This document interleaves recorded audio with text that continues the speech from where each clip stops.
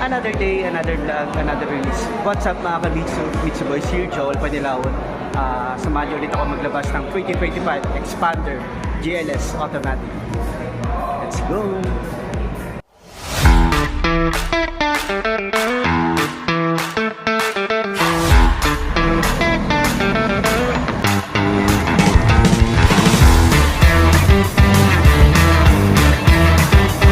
What's up guys?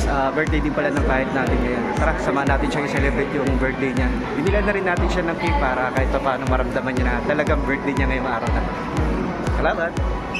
Birthday to you. Happy birthday to you.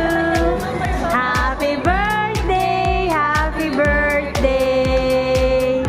Happy birthday to you. Happy birthday na po, congratulations.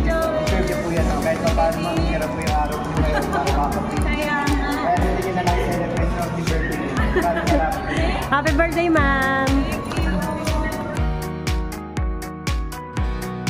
Yan, ako ay first time na kukuha ng car. So, nagharap ako ng mga agent sa iba't ibang Mitsubishi na branch.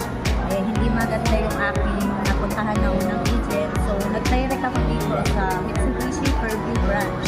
Ayan, ang una ko nakausap ay si Sir Joel. So, si Sir Joel po, ang bilis niya po sa amin, mag-assist. In the span of 1 week lang, yun, natulungan ako ni Sir Joel. 1 week kami Saturday kami pumunta dito.